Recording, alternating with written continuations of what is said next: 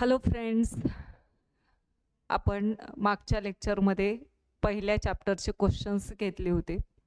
आता आपल्याला इयत्ता 8वीचा सेकंड चॅप्टर म्हणजे फक्त 8वीसाठीच नाही म्हणा, आपण कोणत्याही परीक्षेसाठी यांचा यूज करू शकतो. तर NMSसाठी जो असणारा सेकंड चॅप्टर आहे विज्ञानचा, तर तो आहे आरोग्य व रोग. तर याविषयी आपण काय करणार आहोत, आपण शॉर्टमध्ये एकाच लेक्चरमध्ये आपण पूर्ण चॅप्टर जो आहे तर तो शॉर्टमध्ये समजून घेणार आहोत. त्यामुळे सगळ्यांनी हा व्हिडिओ जो आहे तर तो शेवटपर्यंत पाहायचा आहे, कोणीही स्किप करायचा नाही. कारण की जो आपण हा पाहणार आहोत चॅप्टर तर त्यावरती आधारित आपण लगेच त्यावरती क्वेश्चनही घेणार आहोत. त्यामुळे सगळ्यात पहिल्यांदा जे आपण वन शॉटमध्ये हा जो चॅप्टर पाहणार आहोत तर तो सगळ्यांनी पाहायचा आहे, कोणीही मध्येच सोडून जायचं नाही. ओके, चला आपण जो काही आपला सेकंड चॅप्टर आहे तर तो सेकंड चॅप्टर आपण पाहणार आहोत. तर तो कोणता आहे, आरोग्य व रोग हा चॅप्टर आपल्याला पाहायचा आहे. तर याच्यामध्ये आपण फास्ट बघणार आहोत जेणेकरून तुम्हाला कमी वेळेमध्ये सगळ्या गोष्टी समजून जातील. यामध्ये आपल्याला आरोग्य म्हणजे काय पाहायचंय. तर आरोग्य आपण कशाला म्हणत असतो, आरोग्य कशाला म्हणायचंय म्हणजे खूप जास्त खाणं वगैरे, सगळ्या पौष्टिक गोष्टी वगैरे खात राहणं, याला आपण आरोग्य म्हणतो का, तर नाही. तर पहा कशाला आरोग्य म्हणायचंय, शारीरिक, मानसिक आणि सामाजिकरित्या परिपूर्ण किंवा पूर्णपणे सुदृढ असण्याची स्थिती म्हणजे त्याला आपण काय म्हणतो, आरोग्य असं म्हणतो. म्हणजे ज्यावेळेस आपलं शारीरिक आरोग्य असेल, त्यानंतर कसं असेल, मानसिक म्हणजे आपण जे मानसिकदृष्ट्या जर सुदृढ असू, चांगलं असू, त्याचबरोबर सामाजिकरित्या पूर्णपणे ज्यावेळेस आपण सुदृढ असू त्यावेळेस आपण काय म्हणतो, त्या व्यक्तीचं आरोग्य जे आहे तर ते कसं आहे, चांगलं आहे असं आपण म्हणत असतो. पण ज्यावेळेस आपलं शारीरिक म्हणा, मानसिक म्हणा किंवा सामाजिक जे काही आपले आरोग्य आहे ते जर चांगलं नसेल तर याला आपण काय म्हणतो, तर ते आपल्याला पाहायचंय. पहा, तर ते आपल्याला पाहायचंय नेक्स्ट याच्यामध्ये काय पाहायचंय, त्याच्यामध्ये आपल्याला रोग. कारण की ज्यावेळेस आपलं शारीरिक आरोग्य चांगलं नसतं त्यावेळेस आपल्या शरीराला काहीतरी काय झालेले असतात, रोग झालेले असतात. तर पहा रोग कशाला म्हणायचंय, ससर हा एक सायंटिस्ट आहे, त्याने 1971 मध्ये काय केलेलं आहे, काही रोगांच्या ज्या संज्ञा आहेत तर त्या पुढील प्रमाणे सांगितलेल्या आहेत. तर त्याने काय सांगितलं बरं, रोग म्हणजे काय, शरीर क्रियात्मक किंवा मानसशास्त्रीय कार्यातील बिघाड याला आपण काय म्हणत असतो, रोग असं म्हणत असतो. म्हणजे आपल्या शरीरामध्ये किंवा आपल्या मानसिक जे आरोग्य आहे त्याच्या क्रियेमध्ये जो बिघाड झालेला असतो तर त्याला आपण काय म्हणतो, रोग असं म्हणत असतो. त्यानंतर अस्वास्थ्य कशाला म्हणायचंय, तर पहा अस्वास्थ्य म्हणजे ज्या व्यक्तीला आपणास बरे वाटत नाही याची जाणीव असते त्या व्यक्तीची आत्मनिष्ठ अवस्था म्हणजे त्याला आपल्याला काय म्हणायचंय, अस्वास्थ्य असं म्हणायचंय. म्हणजे आपल्याला बरं वाटत नाही, आपल्याला कमकुवत असल्यासारखं वाटतंय, आपली मनस्थिती चांगली नाहीये, तर त्यावेळेस आपण काय म्हणतो की मी कशी आहे, अस्वस्थ आहे. त्यानंतर काय पहा, आजारपण कशाला म्हणायचंय, जेव्हा सामाजिक कार्यात अडथळा निर्माण करणारी अवस्था असते त्याला आपण काय म्हणतो, आजारपण असं म्हणत असतो. म्हणजे समाजामध्ये जर एखादा अडथळा निर्माण करणारं काय असेल, अवस्था आपल्यामध्ये निर्माण झालेली असेल त्यावेळेस त्याला आपण काय म्हणतो, आजारपण असं म्हणतो. म्हणजे काही वर्ष कोणाकोणाला बरेच असे गंभीर आजार होत असतात की ते त्यामधून बाहेर येऊ शकत नाहीत, त्याला आपण काय म्हणतो, आजारपण असं म्हणत असतो. ओके, नेक्स्ट आपल्याला पाहायचंय रोगाचे प्रकार. आपल्याला पाहायचे रोगाचे प्रकार कोणते आहेत, तर ढोबळमानाने रोगाचं 2 प्रकारांमध्ये वर्गीकरण केलेलं आहे. एक आहे कालावधीनुसार आणि दुसरा आहे कारणांनुसार. कालावधीनुसार जे झालेलं आहे, काळानुसार म्हणतो आपण त्याला, तर ते कालावधीनुसार जे झालेलं आहे तर ते कशामध्ये झालंय, काही काय रोग असतात दीर्घकालीन असतात तर काही कसे असतात, तीव्र स्वरूपाचे असतात. म्हणजे दीर्घकालीन आहेत तर ते दीर्घकालीन मध्ये कोणते येतात बरं, जसं की फॉर एक्झाम्पल कर्करोग येत असतो, त्यानंतर संधिवात, हे काय आहेत दीर्घकालीन असतात. तर तीव्र स्वरूपाचे कोणते असतात रोग? तीव्र स्वरूपाचे म्हणजे कोणते? अकस्मात येणारा ताप. अकस्मात म्हणजे काय? अचानकपणे येणारा ताप किंवा सर्दी हे जे आहेत तर ते कोणत्या रोगामध्ये येत असतात? तर तीव्र रोगांमध्ये येत असतात. ओके, कशामध्ये येत असतात? ते तीव्र रोगांमध्ये येत असतात. त्यानंतर हे कारणांनुसार किती याच्यामध्ये 2 गटांमध्ये क्लासिफिकेशन झालेलं आहे. तर एक आहे अनुवांशिक रोग आणि दुसरा आहे उपार्जित रोग. या 2 गटांमध्ये काय झालेलं आहे? वर्गीकरण झालेलं आहे. रेडच पेन ठेवू आपण जरा. अनुवांशिक रोग कोणता आहे? डाऊन संलक्षण, त्यानंतर हिमोफिलिया जे आहेत तर ते काय आहेत? अनुवांशिक रोग आहेत. डाऊन संलक्षण म्हणजे त्याला डाऊन सिंड्रोम असं म्हणत असतो. हिमोफिलिया हे अनुवांशिक रोग आहेत. तर उपार्जित रोग कोणते? या उपार्जित रोगाचे पुन्हा 2 प्रकार पडलेले आहेत. संसर्गजन्य रोग आणि दुसरा आहे असंसर्गजन्य रोग. संसर्गजन्य रोग आहेत, इन्फेक्शियस डिसीज म्हणतो आपण त्याला. तर ते कोणते आहेत? सर्दी, फ्ल्यू, डेंग्यू हे काय संसर्गजन्य रोग आहेत. तर नॉन इन्फेक्शियस डिसीज जे आहेत म्हणजेच असंसर्गजन्य रोग जे आहेत तर ते कोणते आहेत? मधुमेह आणि हृदय विकार हे कोणते? असंसर्गजन्य रोग आहेत. ओके, हे रोगांचे काही प्रकार आपण बघितलेली आहेत. त्यानंतर मग आपल्याला पाहायचे, पहा यामध्ये आपल्याला संसर्गजन्य रोग काय आहेत आणि असंसर्गजन्य रोग कोणते आहेत, काय आहेत याविषयी आपल्याला माहिती पाहायची. तर संसर्गजन्य रोग यालाच काय म्हणतो आपण? संक्रामक रोग असं म्हणत असतो. मग संसर्गजन्य रोग कशाला म्हणायचे? पहा, जे रोग दूषित हवा, पाणी, अन्न किंवा वाहक, जसं की कोणते वाहक? कीटक व प्राणी यांद्वारे पसरतात, यांना आपण काय म्हणतो? संसर्गजन्य रोग असं म्हणत असतो. म्हणजे जी काही दूषित हवा असेल, पाणी असेल, अन्न असेल किंवा वाहक जसे की कोणते? कीटक आणि प्राणी यांच्या मार्फत जे रोग पसरतात सगळीकडे तर त्याला आपण काय म्हणतो? संसर्गजन्य रोग असं म्हणत असतो. फॉर एक्झाम्पल कोणते मग हे संसर्गजन्य रोग? तर कोणते आहेत? कावीळ, अतिसार, क्षय, पटकी, विषमज्वर, आंत्रशोथ, प्लेग, कुष्ठरोग.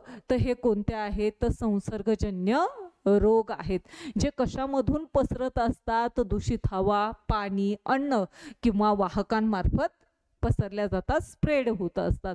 त्यांना आपण संसर्गजन्य रोग असं म्हणत असतो. मग असे संसर्गजन्य रोग कोणते आहेत? त्यांचे कारक कोणते आहेत? कोणत्या कारकांमुळे घडून येतो आणि त्यावरती उपाय किंवा उपचार कोणते केले जातात हे आपल्याला पाहायचंय. तर पहा, रोगांचे नाव तुम्हाला दिले. तर रोगांचं नाव काय? पहिलं काय? क्षय. काय आहे? क्षय. तर हा कोणत्या कारकामार्फत होत असतो? जीवाणू. कशामार्फत होतो हा? जीवाणूंमार्फत. तो कोणता जीवाणू आहे? मायकोबॅक्टेरियम ट्युबरक्युली. कोणता आहे? मायकोबॅक्टेरियम ट्युबरक्युली. लक्षात राहू द्या, रोगाचं जे काही जीवाणू आहे त्याचं नाव लक्षात राहू द्या. याच्यावरती उपचार म्हणून काय केलं जातं? BCG ची लस टोचली जात असते. लहानपणीच ही BCG ची लस दिली जात असते. पहा, BCG ची लस टोचले जात असते. याचा लॉंग फॉर्म तुम्ही मला कमेंट करून सांगायचा आहे, कारण की मी डॉटचं तुम्हाला दिलेलं आहे. डॉट हा उपचार असतो. डॉट म्हणजे काय? डायरेक्टली ऑब्झर्व शॉर्ट ट्रीटमेंट म्हणजे काय? डॉट. याचा लॉंग फॉर्म आहे. BCGचं तुम्ही कमेंट करून सांगायचं आहे. ओके, नेक्स्ट आहे पहा कावीळ. कावीळ जो आहे कोणत्या कारकामुळे होतो? विषाणूमुळे होत असतो. म्हणजेच कोणते विषाणू असतात? हॅपेटायटिस A, B, C, D, E हे विषाणू असतात, हॅपेटायटिस. मग यावरती उपचार किंवा उपाय कोणते केले जातात? तर पाणी उकळून आणि गाळून प्यायचे. पाणी जे आहे तर ते उकळूनच प्यायचे, गाळूनच प्यायचं आहे. आणि स्वतःची वैयक्तिक पर्सनल हायजीन, स्वतःची वैयक्तिक स्वच्छता ठेवायची आहे. ओके, घरामध्ये असेल, आजूबाजूला असेल, परिसर असेल तर तो स्वच्छ ठेवायचा आहे. त्यानंतर नेक्स्ट आहे अतिसार. अतिसार जो आहे तर हा कोणत्या कारकांमार्फत होत असतो? तर जीवाणू आणि विषाणूंमार्फत होतो. कशामुळे होतो? जीवाणू आणि विषाणू. मग ते कोणते? शिगेला, बॅसिलस, अँटामिबा, हिस्टोलिटिका. कशामार्फत होतो अतिसार? शिगेला, बॅसिलस, अँटामिबा, हिस्टोलिटिका. यामध्ये उपाय उपचार काय करायचे आपल्याला? यामध्ये सुद्धा पाणी उकळून आणि गाळूनच प्यायचं आहे. नेक्स्ट आहे पहा पटकी, कॉलरा. यामध्ये कोणते जीवाणू मार्फत होतोय? हा जीवाणूंमार्फत होतोय आणि तो जीवाणू कोणता आहे? Vibrio cholerae. या विब्रिओ कॉलरी या जीवाणूमार्फत हा पटकी, ज्याला आपण कॉलरा असं म्हणत असतो, हा डिसीज होत असतो. यावरती उपचार काय करायचे आहेत? कॉलरा हे एक प्रतिबंधक लस म्हणून कॉलराची लस घ्यायची आहे आणि पाणी उकळून आणि गाळून प्यायचं आहे. प्रत्येक याच्यामध्ये पाणी उकळून आणि गाळून प्यायचं आहे.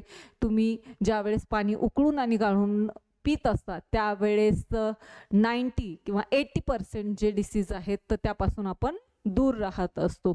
ओके, नेक्स्ट आहे विषमज्वर, त्याला आपण टायफॉइड असं म्हणत असतो. तर हा कोणत्या कारकांमुळे होतो? जीवाणू मार्फत. तो कोणता जीवाणू आहे लक्षात राहू द्या? Salmonella typhi. आणि यावरती उपाय किंवा उपचार काय केले जातात? लसीकरण करायचंय त्याचं टायफॉइडचं आणि स्वच्छ व निर्जंतुक पाणी प्यायचं आहे. स्वच्छ क्लीन वॉटर प्यायचंय, स्वच्छ पाणी प्यायचं आहे. ओके, हे आहेत रोगांचे नाव, त्याचे कारक आणि त्याचे आपण उपाय बघितलेत. नेक्स्ट आपल्याला पाहायचंय डासांपासून होणारे रोग प्रसार. डासांपासून कोणते रोग प्रसार होत असतात? तर पहा, हिवताप आहे. तर हा हिवताप कोणापासून होतो हे व्यवस्थित लक्षात राहू द्या बरं का. कोणत्या डासापासून होतो? अनाफिलिस डासाच्या मादीमुळे होत असतो. हिवताप कशामुळे होत असतो? अनाफिलिस डासाच्या मादीमुळे. कोणामुळे होतो? मादीमुळे होत असतो. नर मादीमुळे होत असतो अनाफिलिस डास. हत्ती रोग जे आहे, एलिफंटायटिस म्हणतो आपण त्याला. एलिफंटायटिस जे आहे तर ते कोणत्या डासामुळे? क्युलेक्स डासाच्या मादीमुळे होतो. कशामुळे? क्युलेक्स डासाची मादी असते त्यामुळे एलिफंटायटिस होत असतो. डेंग्यू जो आहे तर तो एडिस डासाच्या मादीमुळे होतो. कोणामुळे? एडिस डासाच्या मादीमुळे हा कोणता रोग होतो? डेंग्यू हा होत असतो. आता हे यापैकी हे जे आपण डास बघितलेले आहेत तर त्यामध्ये जे एडिस आणि अनाफिलिस आहे ज्यामुळे हिवताप आणि डेंग्यू होतो, तर हे कोणत्या याच्यामध्ये वास्तव्य करतात? कुठे राहत असतात? ते स्वच्छ पाण्यामध्ये राहत असतात. बघा, स्वच्छ पाण्यामध्ये राहत असतात त्यामुळे कधीही जास्त दिवस पाणी जे आहे तर ते साठवून ठेवायचं नाही, कारण की स्वच्छ पाण्यामध्येच कोणते डास होत असतात? एडिस आणि अनाफिलिस हे डास होत असतात ज्याच्यामुळे आपल्याला हिवताप आणि डेंग्यू होऊ शकतो. आणि हा जो क्युलेक्स डास आहे तर तो कुठे आढळतो? कुठे वाढत असतो? तर तो पाणी किंवा गटारे, म्हणजे ज्या ठिकाणी अस्वच्छ पाणी असतं तर त्या अस्वच्छ पाण्यामध्ये कोणता डास वाढत असतो? क्युलेक्स हा डास वाढत असतो ज्यामुळे आपल्याला हत्ती रोग होत असतो. ओके, नेक्स्ट पहा, सद्यस्थिती म्हणजे आता जे काही अपायकारक रोग आहेत तर ते कोणते आहेत हे आपल्याला पाहायचंय, कारण की आपण ऐकत असतो कोणाला डेंग्यू झालाय, कोणाला आणखी वेगवेगळ्या प्रकारचे डिसीजेस झालेत, कोणाला डायबिटीज झालेला आहे. तर हे डिसीजेस जे होत असतात तर ते कोणते आहेत, त्यावरती म्हणजे कोणते लक्षणं आहेत ते आपल्याला पाहायची आहेत. तर त्यामध्ये पहिला आपल्याला पाहायचं आहे, पहा, डेंग्यू बघायचा आहे, कारण की डेंग्यू हा आत्ताच आपण बघितलं. डेंग्यू जो आहे तर ह्या एडिस या डासाच्या मादीमुळे होत असतो. तर तो काय आहे तो पाहायचा आहे आपल्याला. एडिस इजिप्ती या प्रकारच्या डासामार्फत डेंग्यू हा संसर्गजन्य रोग पसरतो. कोणत्या डासामार्फत? एडिस इजिप्ती या डासामार्फत. हा आजार जो आहे तर हा आजार फ्लेवी व्हायरस या प्रकारातील डेन 1 आणि 2 या विषाणूंमुळे होत असतो. लक्षात राहू द्या, डेंग्यू जो हा आजार आहे तर हा कसा आहे? फ्लेवी व्हायरस आहे. फ्लेवी व्हायरस आहे, विषाणू आहे फ्लेवी व्हायरस या प्रकारातील, त्या प्रकारातील कोणता आहे? डेन 1 आणि 2 या विषाणूंमुळे कोणता डिसीज होत असतो? डेंग्यू हा डिसीज होत असतो. ओके, याची लक्षणं काय आहेत बरं? काय लक्षणं आहेत तर पहा, काय लक्षणं आहेत? तीव्र ताप येतो, खूप जास्तीचा असा ताप येतो. त्यानंतर तीव्र डोकेदुखी, खूप डोकं दुखायला लागतं, उलट्या होतात, ओमेटिंग होत असतात, डोळ्यांच्या खोबणी दुखणं. हे जे डोळ्यांची खोबणी आहेत तर त्या खोबण्या दुखत असतात, डोळ्यांच्या खोबण्या दुखतात. रक्तातील रक्तबिंबिकांचं प्रमाण कमी होतं. आपल्या ब्लडमध्ये जे प्लेटलेट्स आहेत तर त्या प्लेटलेट्सचं प्रमाण काय होतं? डिक्रीज होतं, कमी होत असतं. ओके, हे कशाचे आहेत लक्षणं? लक्षणं डेंग्यूचे आहेत. हे जर तुम्हाला लक्षणं दिसत असतील स्वतःमध्ये तर लगेच काय करायचे, चेकअप करायचं आहे. टेस्ट करायच्या, डेंग्यूच्या टेस्ट असतात तर त्या टेस्ट करून आपल्याला चेक करायचं आणि त्याच्यावरती योग्य ट्रीटमेंट घ्यायची आहे. ओके, नेक्स्ट आहे पहा, नेक्स्ट रोग आहे, डिसीज आहे, तो आहे स्वाईन फ्ल्यू. आता हा जो स्वाईन फ्ल्यू आहे तर या रोगाचा संसर्ग कोणापासून होतो, डुक्करपासून, पिग, डुक्करपासून होत असतो या प्राण्यांद्वारे आणि त्याचबरोबर कशाद्वारे होत असतो, संसर्गित माणसांद्वारे. म्हणजे ज्या माणसाला या स्वाईन फ्लूचा संसर्ग झालेला आहे तर या संसर्ग झालेल्या मानवापासून सुद्धा तो जर दुसऱ्याच्या कॉन्टॅक्टमध्ये आला, दुसऱ्या मानवाच्या कॉन्टॅक्टमध्ये आला तर त्याला सुद्धा काय होऊ शकतो, हा स्वाईन फ्लू हा डिसीज होऊ शकतो. ओके, तर याची लक्षणं काय आहेत पहा, धाप लागणे, धाप लागते किंवा श्वसनाला अडथळा येतो, श्वास घ्यायला काय होतो, अडथळा निर्माण होतो, श्वास घ्यायला थोडंसं कठीणपणा येत असतो.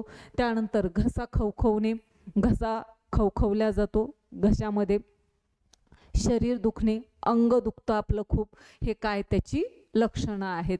हा जो स्वाईन फ्लू आहे पहा, तर हा स्वाईन फ्लू मार्च 2009 मध्ये मेक्सिको देशामध्ये या स्वाईन फ्लू आजाराची प्रथम बाधा झाली होती.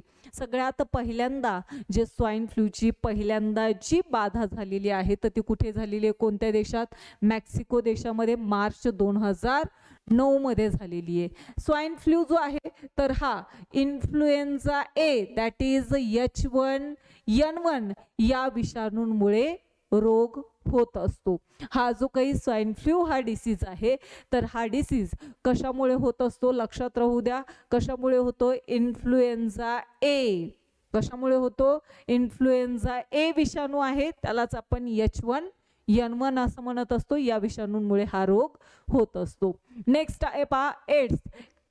एड्स जे आहे तर या एड्सचा लॉंग फॉर्म तुम्हाला सांगितलाय, ॲक्वायर्ड इम्युनोडेफिशियन्सी सिंड्रोम म्हणजे काय, एड्स आहे. ओके, एड्सचं निदान जे आहे तर ते करण्यासाठी कोणती रक्ताची चाचणी केली जाते, इलिसा. कोणती केली जाते, इलिसा जी आहे तर ही इलिसा रक्ताची चाचणी केल्या जात असते. इलिसाचा लॉंग फॉर्म आहे पहा, आतापर्यंत तुम्हाला माहित असेल का नसेल काय माहित नाही, पण इलिसाचा लॉंग फॉर्म तुम्हाला सांगितलेला आहे. तर तो इलिसाचा लॉंग फॉर्म तुम्हाला काय सांगितलाय, enzyme linked immunosorbent assay test, हा काय त्याचा लॉंग फॉर्म आपल्याला दिलेला आहे. इलिसाचा हा लॉंग फॉर्म आहे, लक्षात राहू द्यायचा आहे इलिसाचा लॉंग फॉर्म. त्यानंतर पहा एड्स जो आहे तर हा एड्स मानवी कशामुळे होत असतो, HIV संक्रमणामुळे होत असतो. म्हणजेच HIV म्हणजे काय, इम्युनो डिफिशियन्सी व्हायरस. काय आहे, इम्युनो डिफिशियन्सी व्हायरस जो आहे तर पहा विषाणू त्याला आपल्याला ह्युमन इम्युनो डिफिशियन्सी व्हायरस असं म्हणायचंय. HIV या संक्रमणामुळे काय होतो, हा एड्स हा डिसीज होत असतो. HIV जो आहे हा एक विशिष्ट प्रकारचा विषाणू आहे. काय हा विषाणू आहे, काय हा विषाणू आहे, त्याचा जो जनुकीय पदार्थ आहे, लक्षात राहू द्या, HIV जो विषाणू आहे तर त्याचा जनुकीय पदार्थ हा DNA नाहीये, हा DNA नाही तर हा काय आहे, RNA. DNAच्या ऐवजी काय असतो, RNA असतो. काय असतो, RNA असतो. पेन व्यवस्थित दिसत नाहीये, काय असतो, RNA असतो. ओके, रेड पेनचं यूज केल्यामुळे जरा आपल्याला थोडंसं हे होतंय. RNA आहे, DNAच्या ऐवजी RNA. HIV जो विषाणू आहे याचे कण किती असतात, किती मायक्रो नॅनोमीटरचे असतात, तर 100 नॅनोमीटर असतात. काय असतात, नॅनोमीटर असतात. HIV विषाणूचा कण हा किती नॅनोमीटरचा असतो, 100 नॅनोमीटरचा असतो. याची काही लक्षणं आहेत पहा, HIVची काही लक्षणं आहेत, मी देण्याचा प्रयत्न केला आहे तुम्हाला. अधिक महत्त्वाची कोणती असतात HIV मध्ये, वजनातील घट म्हणजे शरीर वजनाच्या 10% होतं. त्यानंतर 1 महिन्यापेक्षा जास्त दीर्घकालीन अतिसार होतो. 1 महिन्यापेक्षा जास्त अतिसार जो आहे तर तो कंटिन्यू राहत असतो, दीर्घकालीन राहतो. 1 महिन्यापेक्षा जास्त लांबलेला ताप म्हणजे 1 महिन्यापेक्षा जास्त दिवस काय राहतो, ताप हा राहत असतो. हे महत्त्वाची लक्षणे आहेत, अधिक महत्त्वाची. आणि कमी महत्त्वाची म्हणजे कोणते? 1 महिन्यापेक्षा जास्त एकसारखा खोकला येणं. 1 महिन्यापेक्षा एकसारखा काय होतो, खोकला येत राहतो. सामान्यकृत खाज किंवा त्वचेचा दाह होतो, म्हणजे हा आपलं अंग वगैरे खाजत राहतं, सामान्यपणे खाजत राहतं आणि त्वचेचा दाह होतो म्हणजे आग झाल्यासारखी होत असते. वाढलेली लसिका गाठ म्हणजे गाठ ज्या असतात, लिम्फ असतात आपल्या बॉडीमध्ये, तर त्या लिम्फ काय होतात, वाढल्या जात असतात. अंथरूण ओले करणारा रात्रीचा घाम म्हणजे आपल्याला एवढा घाम येतो रात्रीच्या वेळेला की त्यामुळे काय होतं, आपले कपडे जे असतात ते सुद्धा ओले होत असतात. हे काय काही एड्सचे लक्षणं आहेत. ओके, हे आपण आता जे संसर्गजन्य रोग बघितलेली आहेत, काही त्यांचे लक्षणं पण पाहिलेत आणि ते कोणत्या टेस्टद्वारे आपण दूर करू शकतो हेही आपण पाहिलेलं आहे. त्यानंतर आपल्याला पाहायचंय, पहा, प्राण्यांमार्फत होणारे रोग प्रसार कोणते आहेत ते बघायचे. तर यामध्ये आपल्याला सगळ्यात पहिल्यांदा पाहायचंय तो कोणता आहे, रेबीज. रेबीज जो आहे तो एक विषाणूजन्य रोग आहे. कोणता आहे हा? विषाणूजन्य रोग आहे. हा रोग संसर्ग झालेला कोणापासून होत असतो? रेबीज हा रोग संसर्ग झालेला कुत्रा असेल, ससा, माकड, मांजर चावल्याच्या नंतर होतो. म्हणजे फक्त कुत्रा चावल्याच्या नंतरच रेबीज होत नाही. आपल्याला माहिती आहे, आपण काय म्हणतो, फक्त कुत्रा चावला की लगेचच आपण फक्त रेबीजचं इंजेक्शन घ्यायला जात असतो. पण लक्षात राहू द्या, फक्त कुत्रा चावल्यावरच जायचं नाही, तर ससा, माकड, मांजर हे चावल्यानंतर